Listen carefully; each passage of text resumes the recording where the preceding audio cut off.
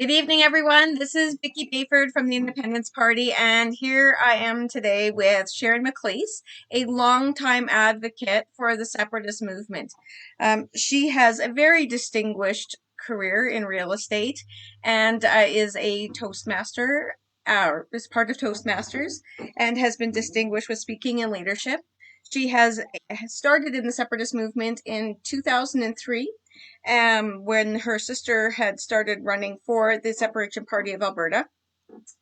She ran for president of the Separation Party of Alberta in 2005, along with a new entire slate of directors then.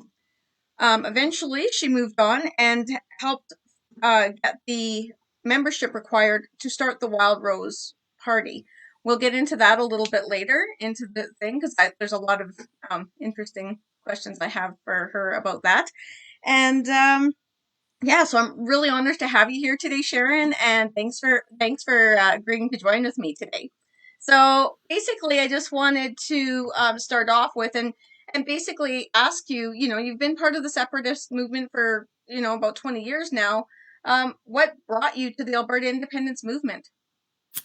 Well, thanks for having me, Vicky. Good to be on your program, and I'm honored that you asked to interview me so your members in that can listen in. Well, it was a kind of an odd and a funny thing that happened. I was very busy with my business, busy raising my family, and my sister, Roberta, from Calgary, she decided that she was going to run for the Separation Party of Alberta. And so she called me, she kept calling, she kept saying, "Oh, Sharon, come and make phone calls for me.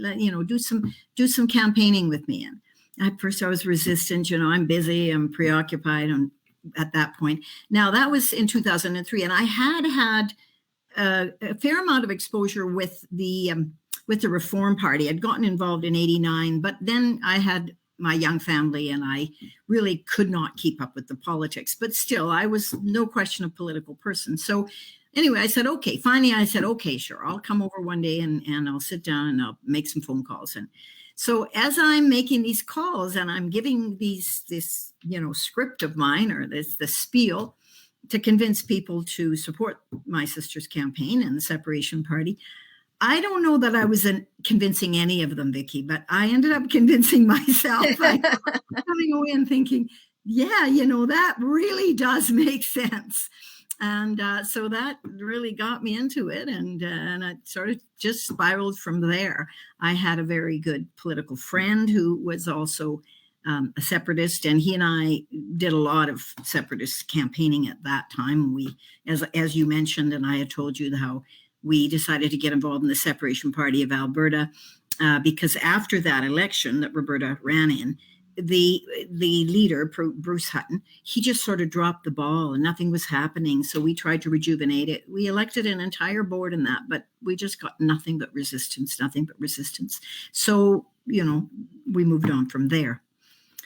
So eventually you kind of, obviously carried on and tried to get this movement regenerated again. And then eventually you actually ended up helping, build the membership for the Wild Rose Party when it was like a fledgling party. So you actually were the one that kind of led that charge of getting the signatures and doing all that. So, that was a lot of work that you put into that and a lot of energy.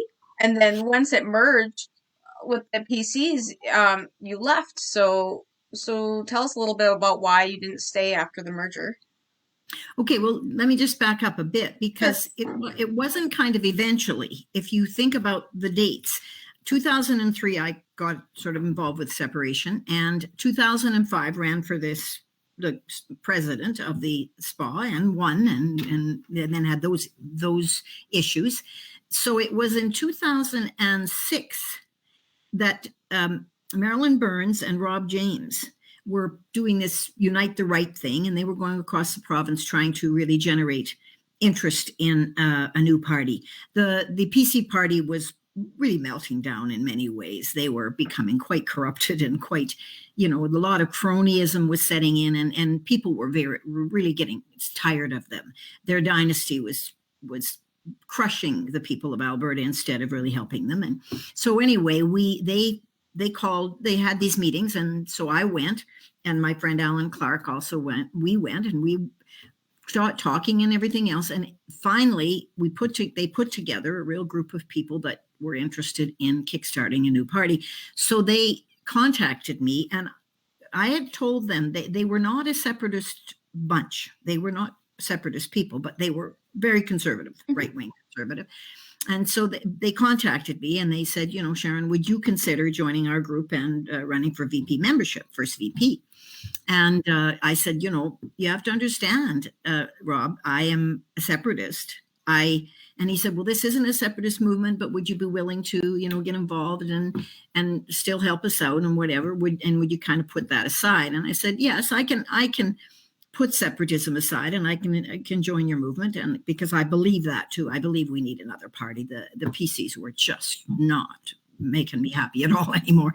And and so I'll do that and I'll put it aside. But ultimately I'm not going to deny that. If people ask me, if whatever, simply not going to deny it. So, and they said, that's fine, whatever. So yes, I did. I became VP membership and I spearheaded the campaign to get the signatures, and a very successful campaign. We did it in 7 months.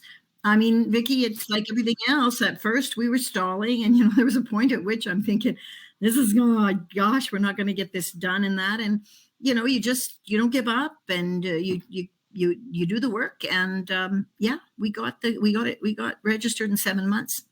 Yeah, I think to me, that's amazing. Like, I mean, because, even this is my kind of first go around in politics, and it's even for myself, it's sometimes a little bit overwhelming, right? Because you're like, where do you start? Like, it's such a big province. It's very spread out. And just trying to get people to connect with you and stuff like that. Sometimes, especially with a newer idea, people, tend to shy off and they like the same old, what they're used to. They like comfortable, right? So, especially conservatives, right? Like it's just our nature. That's right. But so, right now, like, what do you think, speaking of that, like, what do you think our future looks like if we aren't able to get this done, if we aren't able to separate? Because, I mean, I know me and you are on the same page. We both think this is the future for Alberta and the only way that we're going to ever have a healthy economy again and have a future probably for our kids. So, well, Vicky, that's a good question, because the fact is that Alberta has had many, many decades of years of positive economic growth, etc. The last time we had this sort of strong anti-federation feeling was back in the early 80s when, and you will know all those details, when Trudeau #1 was nationalizing our oil, etc. And there was a real push. And then they did elect one separatist MP, etc. So as long as Alberta was doing really well, everybody was kind of content. We were the kind of oil barons, and we were making more money than anybody else. And so we were sending most of it to Ottawa. It didn't bother us so much. But that time has kind of gone. And we have seen that there has been no empathy for our situation out of Ottawa. And what else has happened since then, Vicky, is we had the 10 years or 9 plus 10 years or whatever of the Harper government. Albertans put a lot of faith in that Harper government. After all, he was the firewall. He was the firewall Harper, right? And so when he was elected, we did believe that he believed in Alberta, in the whole idea that Alberta needed to have a better deal in Canada and that he would go there and push for that. Well, he didn't do that. And the disappointment among Albertans was palpable. The idea that not only did he not do it, he really even stopped talking the rhetoric about it. And so we had to come to the realization, finally and irrevocably, that if you went to Ottawa, you couldn't take Alberta with you. You had to go there, and you had, in order to stay there, which, I mean, what else is there? You want to be reelected, right? If you wanted to go there and you wanted to stay there and you wanted to take any kind of a conservative message, And certainly Harper did. I mean, I'm not a big Harper fan, but I will say that he handled the economy Oh, miles way better than better. and things like that. And so for that, I respected him and whatever. But I mean, he didn't even try to reform the Senate. One of the big things, if you'll recall, Vicky, and you will recall, that he promised us a reformation of the Senate. The idea that we would work hard to at least give ourselves an equal Senate, a Senate that represented the regions. He didn't even try to do it. He just sort of caved in, and we watched as he pandered, as he apparently had to Quebec and Ontario in order to try to shore up his government. And for me, the last straw was when we gave him a majority. He got a majority, and I thought, okay, this is it. As long as he had a minority, I could forgive him for not doing anything, for whatever. Got a majority, and it was worse than ever. So I think that, talk about our future, there is no future but us as pulling up the rear end in this country forever if we don't separate. We might as well accept the fact. We might as well just swallow the fact that we will always simply be called upon to support the rest of the country. The worst of it isn't even the economic thing for me. The worst of it really is the cultural thing. Our conservative values, they do not play at all in Ontario and Quebec. And the Maritimes, I've been a landlord for years, and I have housed many people from the Maritimes because people come to Alberta. They come to Alberta to get rich or to make a living, right? Yep. And so a lot of these young men, and excellent young men from New Brunswick and Newfoundland, would come. They'd work in Fort McMurray. They'd stay. They live in Edmonton at one of my apartments, and they were great. But they went back and they took the money back and they took the interest back. They never really, not very many of them really became Albertans. Some of them who stayed actually brought more of their culture here than they took on of ours. And so you've seen how Alberta is changing. Oh, yeah. And politically, it's really changing. And so if we don't create a really strong separatist movement, if we never achieve a successful referendum and we never achieve a secession, which is really far down the road and very, very challenging, we might as well stop all the talk and all the rhetoric. We just wind ourselves up with it, and it doesn't do us any good. We haven't got it, to me, we don't have a chance of ever becoming a partner in Canada. We won't be a partner. We're not going to ever have enough votes in Parliament, or rather enough seats in Parliament, and never hold the sway. And the rest of the country, if you notice, really doesn't have a lot of respect for us. No, and obviously we all know, like, the people that are kind of following in behind where, with our beliefs. I mean, we all know that. And even a lot of people that still want to follow this conservative government still, like, I don't know, it's like we have to try to show them that they still have some weird hope that this conservative government will somehow save them. Like, because I mean, yeah, personally, me, I don't even think under a Kenney government, or obviously a Notley government, we're ever going to have the ability to even get a fair deal anyway. There's no such thing as a fair deal in my view. No. That fair deal is a sop. It's just a sop. Like, do you see any successful scenario in that? I'm sorry. Oh, sorry.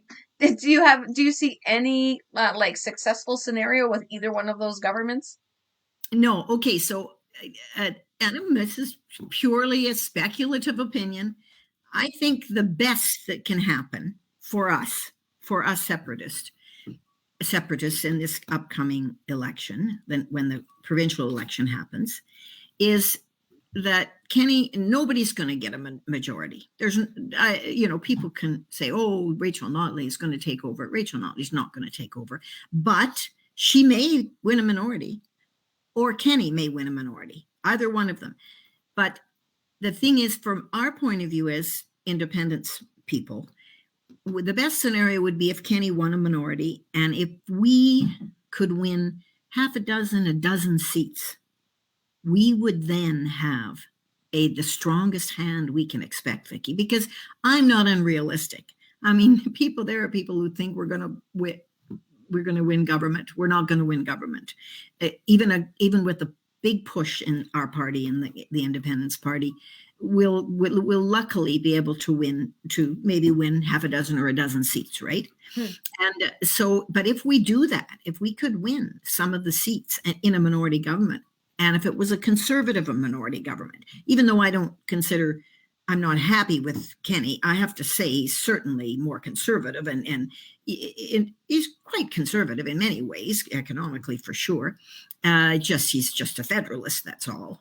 And so if he could win and we had some sway with the balance of power, we could make a real difference in future policy in this province. So that, to me, is the best case scenario in the immediate future that could happen. I agree. So, I guess going there, and talking about the next election, I mean, it took you some time. I mean, I know we've been talking for a few months and getting to know each other, and I know like obviously lots of people in the political arena already know you. But what made you finally decide to, align yourselves more with the Independence Party? Okay. And yes, as you know, and my friends will tell you too, that I'm I'm not a fence sitter. I've never been a fence sitter, but I pull back and I look and I listen and I have no preference. Okay. As you know, we tried to, with the Alberta Freedom Alliance, we tried to get a party started, and we didn't. We failed. We tried to collect the signatures. We got about halfway there. We failed that. Then we tried to get enough people together. So the Independence Party, with the original leader, managed to do that. He managed to pull it together and bring you guys together. So I had no axis to grind. I'm a separatist, and I don't care who it is. I don't have any preferences about it. If the best party, the best vehicle that can take us there, I was prepared to join. Now, I realized, I came to realize, and I realized all along, that I was one of sort of the few people within the movement, at least the ones that were public. Maybe there are, and I suspect there are some behind the scenes people that are willing to fund some of this, but they would never come forward because their corporate position maybe depends on it or whatever. But certainly, if I want to call myself at all a public person, of the public people, that I have some money that I can spend. And so I thought, okay, I will move Alberta Freedom Alliance to an advocacy organization, and I will use my money, some of my money, to advocate, to help whatever political party. And we had to have a party, because you can talk all you want and you can agitate and you can get on Facebook and get on Twitter, but ultimately you have to get constituencies and you have to have candidates that run in those constituencies and get on the ballot. So I thought, I've got who will be the best party? What will be the best? Now, I was hesitant because, as you know, and I was outspoken with you guys and with Dave, with your leader, that there were some kinds of roadblocks you almost created in your party. And I said, why are you guys doing that? Membership, the building of membership is what it's all about. Anyway, and so you guys, your board has been willing to listen and to reconsider things and whatever. And also the Western Independence Party clearly seemed to have the momentum. And so I watched and I thought, okay, they have some momentum, whatever. But no matter what, I look on their website, I look on I listen to what they say, I listen to their leader, and over, I hear this fair deal thing. What we want to do is we want to agitate for independence, but ultimately we want to go to Ottawa and force them to give us a better deal. There was no sort of integrity with the independence message. And to me, what I mean integrity with the independence message is, we're an independence party. We don't apologize for it. We are seeking a nation. We are seeking an independent country.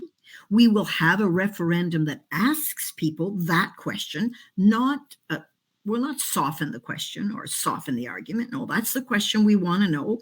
If we should be so fortunate as to be able to convince enough people to vote for that, we will take that to Ottawa. We will take that referendum through the Clarity Act and apply for a secession agreement. That's what the Clarity Act lets us do.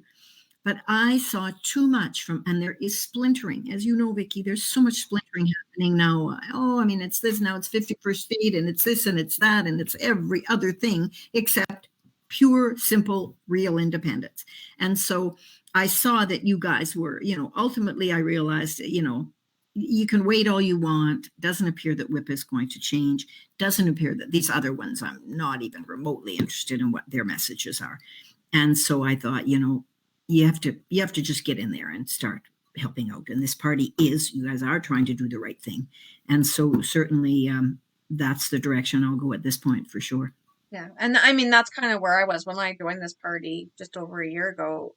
Obviously I never kind of thought it would even turn into what it's turned into for me. But when I joined, I had gotten in contact with the other parties, well, the only other registered party, and then I had talked to other groups and stuff when I started realizing that I really wanted to get involved and that independence was the answer for Alberta. And same thing, I came to the same conclusion, was that the other parties are kind of like, well, maybe we will.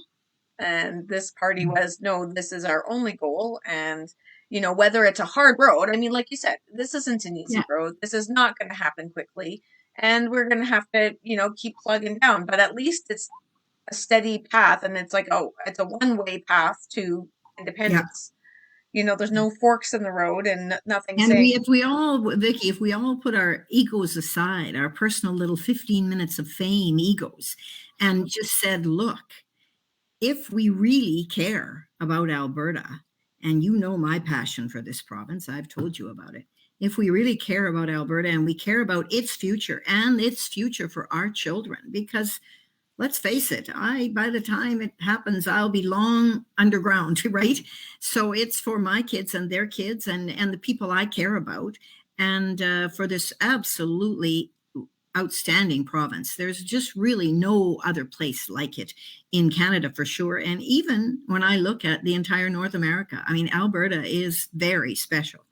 And so, yes, I would love to see us in a very respectful way. I believe we could have a much better, a much more fruitful relationship with Canada if we were our own country, even for them, Vicky, even for them. This kind of push-pull that we have between the East and the West and between Alberta and whatever, they can't. I mean, you can see their resentment towards us. You can see it on the social media, etc. It's developed because they know how much we resent what we've had to put up with for so long. So it'd be good for everybody, and certainly for Albertans and their future. So what do you think is the biggest, like, for these people inside of Alberta, these Albertans that, they're still clinging to this idea of federation? What do you think it is that they're clinging on to? Because, I mean, one of the important things that I think is going to be our job is to show people why independence is the way. So what are they clinging on to? What are the myths we have to get rid of?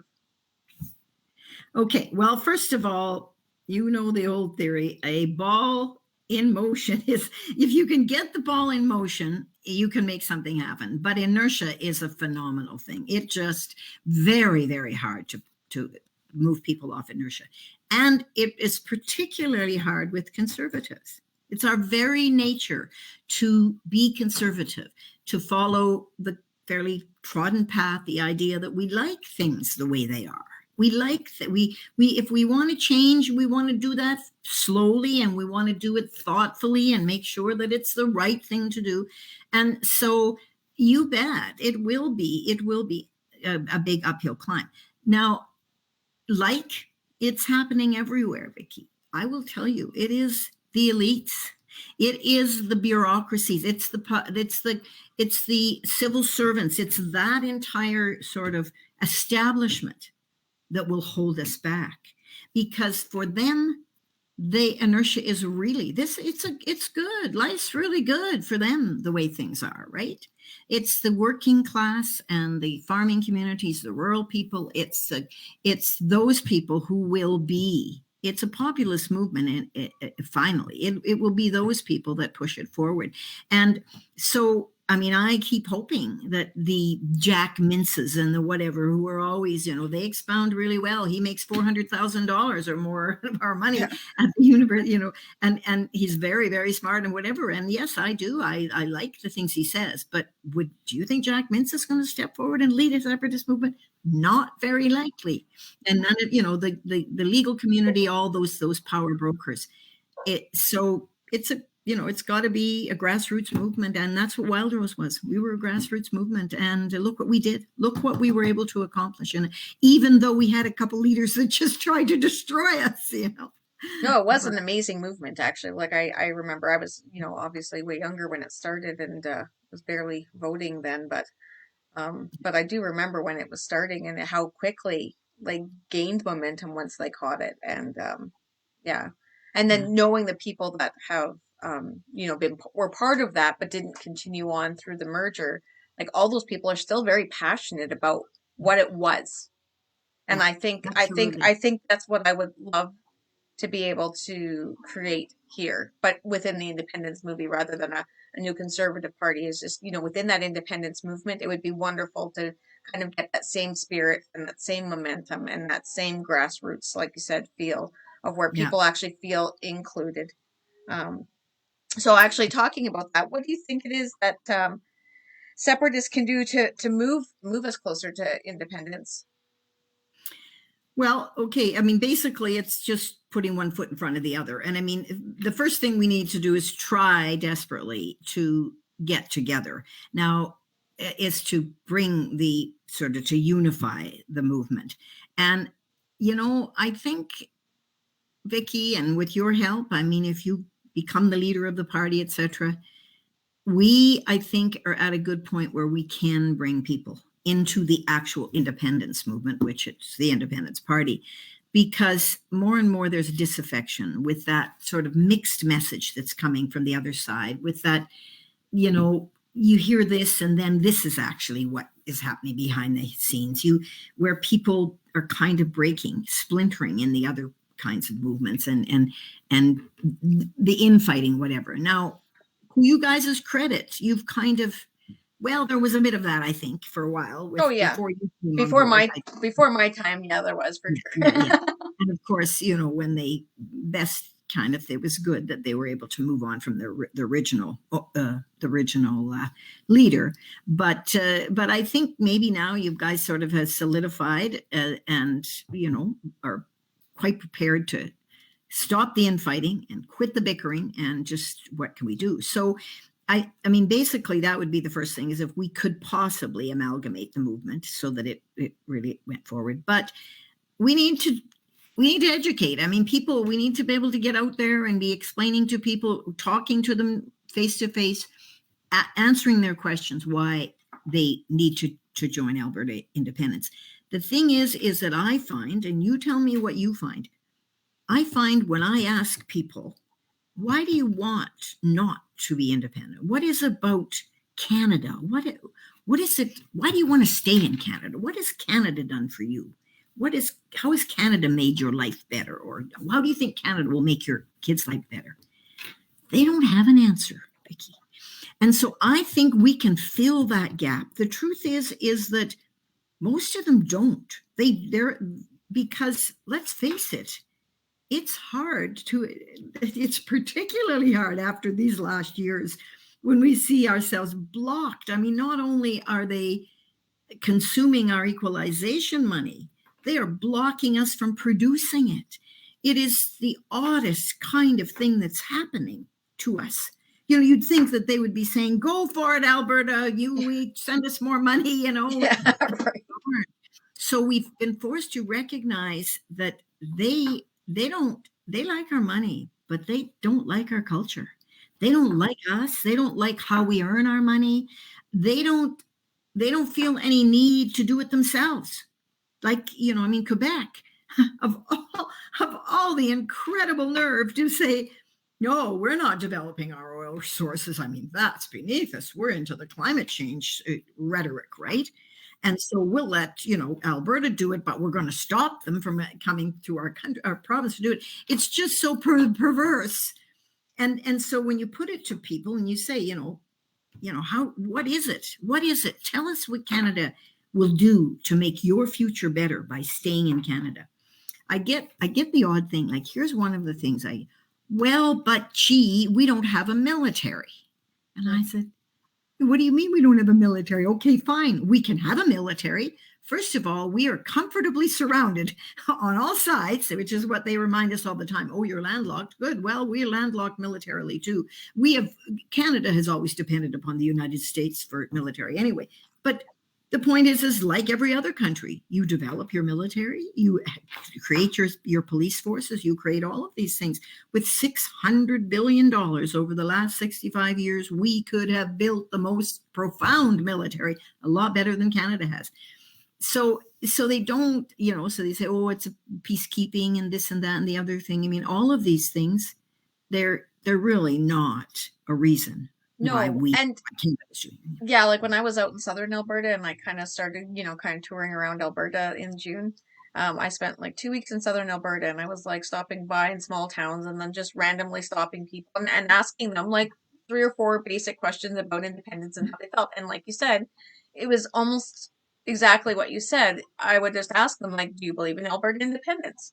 And the people that automatically said no, and I said, okay, can you tell me why you don't believe in it? Like, what is it that you don't believe in? Like, Alberta as an independent nation, what is it, the part that you don't believe in? Why? Oh, well, I'm Canadian. Well, what does that mean to you? Like, as an identity, what does it mean for you to be Canadian as opposed to Albertan? What is the difference? And like you said, no one could answer that question. And when we just sat and had like an extra 5-minute conversation after that, all of a sudden, like, the wheels were turning and they were like, what am I identifying to? Like, they have, because we don't. I'm sorry. I don't even think the rest of Canada identifies as Canadian. We've never really had a really true Canadian strong identity. But Vicky, we have been fed that through our state media for so long. The fact is people don't know why they like being Canadian, but they do. And one of the reasons is because we keep telling ourselves it's a very self-satisfied nation, Canada. Well, we're so wonderful. The UN says we're wonderful, and aren't we wonderful? We'll pat ourselves on the back. We're like, oh, I say sorry a lot because I'm a nice person. We're nice people. We're good. I mean, and yet everybody will tell me, I mean, the nicest people in this country are Albertans. I mean, and I'm not just saying that. People say that all the time. They say, I came to Alberta, people were they were so friendly, they were so welcoming and all that. So being nice is not a Canadian value. It's a personal kind of a thing. It's a cultural thing. Canadian Albertans are expressly so because, I mean, we're rural people to a great extent. We have a couple of larger cities, but nothing compared to the big cities of Montreal, Toronto, and so no, but we have. I mean, we've been indoctrinated with that. Oh, put a flag on when you travel, put a flag on your bag and do this and do that, And the truth is that really, it's all just this liberal hype that we've been getting through our state media, our mainstream media, and now that they've become absolutely owned by it. I mean, this is one of the things that's just floored me. The media, your journalism belongs to the people, Vicky. It is for the people. Its job is to advocate for the people. Nobody can convince me that it doesn't matter that they're taking money from the government. Not for a minute. Was a real estate broker for years. I knew my loyalties. My loyalties were to the people who paid me. Right. And I mean, that's just the way it is in life, period. Of course they're going to be. And so for you to be a journalist, what a compromise. I was at one point I had been accepted into Carleton University for journalism or whatever. And I always thought of it as such a proud profession, and I still do. To be a journalist, an investigative journalist, or to go and to expose things, to let the people know what's happening behind the scenes, to be able to dig. We protect them. We give journalism a really wonderful shield from being, sued and being liable and all that, and as we should. But we do that because they are the defenders of the people, not of the state. And now in Canada, we have a corrupted journalism. Yeah. Well, we don't even have journalists anymore. And I mean, even I would like to say, like, there are a lot of these smaller independent media, even within Alberta here. And even a lot of those guys. And I mean, there's a lot I super respect. So I'm not saying this to disrespect some of these independent media, but even a lot of them are they're funded by kind of particular groups. So their message still tends to be very Yeah. biased still. Yeah. And I mean, we still want a little bit of bias, I guess, on our side because we have none. So it's still nice that those little independent those little independent media outlets are supporting the more conservative views. But at the same time, it would be nice to actually see like a true investigative, like actual media outlet that actually just reported news. Here's That's some right. facts. And that You make your actually decision. that could stay completely unbiased. Now, I think, Vicky, we're a bit naive, and I'll tell you why we're a bit naive, because technology and the web has taken over so much.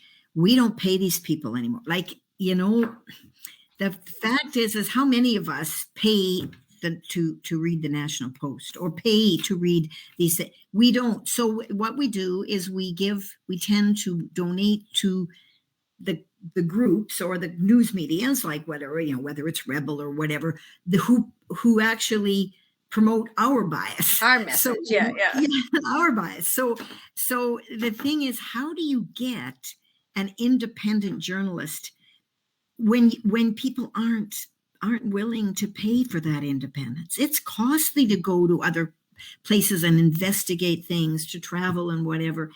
It's a big thorny question, and I don't know how to solve it at this moment, but I do know that it's been a terrible blight on our culture and our whole society. The corruption of journalism, it really has, and it breaks my heart, because I used to really believe in it. I could pick up the paper and these people would tell me the truth. Yeah, and I used to believe that too, and obviously now we know. Just even the last 18 months has shown us how well propaganda works, and how many of us are so willing to believe in it. And I mean, I believe there's a lot of people that are naive, but I also believe there's a lot of people, like you said, they just want to put their head in the sand and just and pretend that they're naive. They don't, Yeah. they're not Good naive. point. They know what's happening. They just don't want to deal with the fact that they're just being so blatantly lied to. And it's almost Yeah. embarrassing, right? At that point, because if you start listening to all those lies and you're actually following along with their narrative and you're repeating it and whatever, and you've become part of it, then it's almost embarrassing when you realize that you have been lied to. Because now you have to say, oh, well, I was wrong. That's right. But again, it's inertia, it's complacency. And, it's just easier to kind of put your blinders on and say, well, I like being Canadian, but you don't know why. And I mean, we have the other major problem. I'm as guilty as the next one. We let our children be indoctrinated. We have an entire youth generation that is so indoctrinated. There are still people, 40 plus, whatever, that will fight for Alberta independence, will fight for Alberta freedom, and understand the implications of liberalism and socialism and what it can bring us. But I mean, we all know that. We see it in our own kids who we've been around. They've been around us, and they know and they hear or whatever, but they're afraid to get out of the rut that they've been taught in school, that they have been indoctrinated in the media, that all their friends feel the same, and so they all have to feel the same. So if we don't have young people fighting for Alberta, it's tough. It's really tough. But I also think, I mean, you'll know more. Do you see quite a few young people? You know what? Surprisingly, more than I thought. And again, it's another one of those, you have to educate them. because they don't understand. Like most of them won't even vote because they don't care. Like you said, Right. it's complacency. They don't Yeah. care. They don't understand why they should. They just don't feel it's important because they have a roof over their head, they got food, they got their new sneakers, and they got their Xbox. So they're happy and life is great. Um, And Vicky, they don't investigate, they don't research, they don't actually think I got, I'm going to vote, and so I need to learn. I need to, I know a few that do that. They do. They say, yeah, I did some, but a lot of them they just don't. They're on their I don't know. It's all social media. How many hills they climbed, and how many, and where they traveled last time, and all that social stuff that is just fluff. I almost think we all have to learn how to do TikTok videos. If these guys on board. Yeah. But like even when the young people I do talk to, though, they're easy to talk to, you know. Oh yes, And I mean, absolutely. I actually got way more pushback from like I would say like 30 to 45 than I do from like 18 to 30. Is like there people are far more willing to listen when they're that age because Right, if you right, right. approach them the right way, as long as you're not condescending and you actually want to ask them questions. Like I feel like when you're asking these kids questions and you're like really listening to them, then they're like, "Oh, okay, you're listening." And then you kind of Yeah, just give them some other information. And I always tell them, I'm like, you know what? Don't believe me. Don't yeah, don't believe what I'm saying. Here's some information. Go look at the history books, or go. yeah.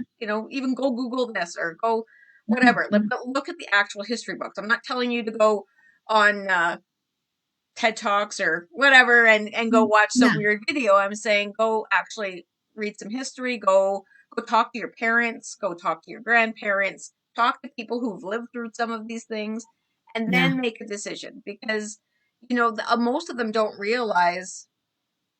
Like I have cousins like that are way younger than me. I was like the oldest cousin, so I have like a whole different generation of cousins that were born in like the late 80s, early 90s, mid 90s.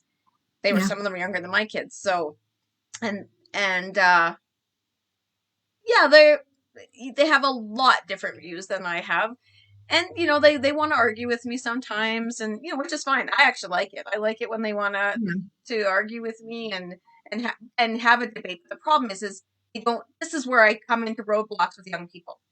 They don't want to debate. They don't want to fight. They've been taught that fighting's yeah, bad and disagreeing's bad. We have to always agree no matter what. And then it's just someone getting mad and hanging up or just ending the conversation. So yeah. I think that's the biggest barrier with the younger generation, is getting through to them that it's still okay to disagree, and let's entertain each other's ideas and then give our They were argument to taught why we that don't though. believe it. Yeah, Vicky, they were taught that. I know. Their teachers were, oh, you be nice, and no, that, and disagree. If you disagreed with somebody, it was immediately an argument. It wasn't. Their teachers didn't, and I mean, I know that also from Toastmasters, because a lot of these younger people would come in, and I taught actually within Toastmasters. I did debate training, right? Because I debated in university, and I was on a debate team. I was one of the backbenchers, but I did, and I love debate. I love it because it's a civilized way of disagreeing and being able to put your points on and you have to assemble your facts and assemble some research and do some work to win a debate. And so, and young people would come in, and these were kids from the university. I was actually at one of the groups that I did belong to. One of the Toastmasters groups was right at the university, and so a lot of these were university students, and amazingly, many of them were Asians, Chinese people, kids, and that, because they just absorb. They want to absorb knowledge or whatever, but they didn't. They thought, oh, if argue, this was, you couldn't just say, you had to agree with everything, and if you didn't agree with everything the person said, they were mad at you, or if they didn't agree. And it was just amazing how they would open their eyes and realize, no, a debate is a fair exchange of ideas. I've got my ideas and my proofs for them, and you've got yours, and it's so good, because if we do that, you can really actually convince someone properly. I mean, you come away from a debate and you've opened your eyes. You maybe didn't change your mind, but you've learned a lot of things. And And there is facts on both sides. That both have truth to them. Like, it doesn't, because that's the great thing about opinions, everyone's got one. Yeah.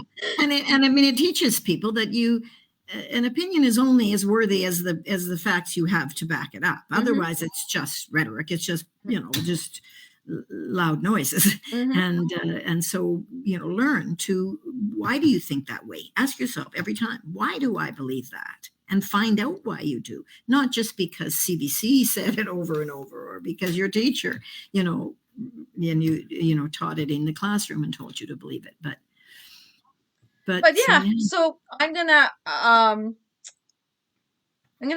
try to close this off a bit. So I'm gonna let everyone know that's online watching. If you do have any questions, feel free to type them in the comment box. So I'm watching the comment box right now. So if you guys have any questions, feel free to ask. But in the meantime, I'm gonna ask Sharon one more question. So Sharon, what is it that you want to do for this movement? What is it that you're ready to do to get this thing going? Okay, so what I really would like to do is I'd like to help you guys in the Independence Party get things sort of together, so that the most important thing that I want to every party has to do, and I want to see you guys doing, and that, is to start developing CAs.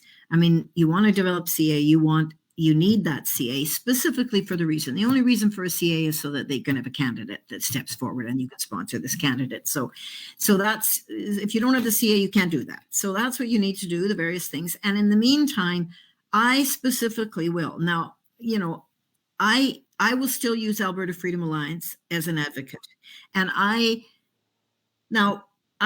not sure, and you and I have talked about this, and you said, you're going to do some inquiry, and I'm going to start learning a little bit more about it. I'm not sure how directly I can use Alberta Freedom Alliance advocacy to raise funds and to do billboards, advertising. I want to, I have money to invest in this movement, and I will specifically invest it in, because I need a call to action, and the call to action is going to be the Independence Party. So I'm depending upon you guys, Vicky, and myself helping, but you and your party, to have a good, strong party that if I see it mellowing, or if I see it getting confused in its direction or whatever, I will back off so fast your head will spin. But as long as it I believe. Yeah. As long as it sticks to its direction, that, look, we want to elect some candidates so that we can represent the independence movement in the legislature, I will use my money to do what we have to do. I mean, I've talked to you about maybe getting a Jumbotron truck. I don't have to build it out of Vancouver, this and that and the other.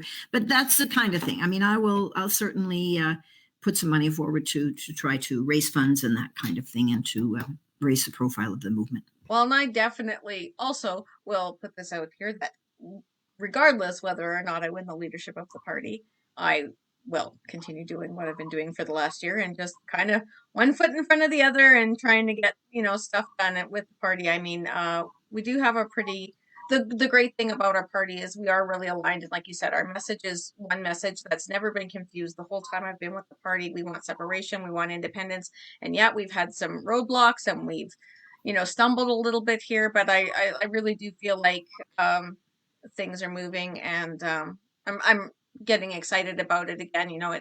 It's kind of lighting a fire even more so than I've had in a while, and I'm just really super thankful that, one, you joined me today, and that you're willing to step forward and help us. I mean, it's so appreciated, and your knowledge and your experiences, I know, is gonna be, even if it's just for me, I know it'll help the whole party, but I'm, selfishly, I'm like, thank you. You, Vicky, are such a hard worker. I mean,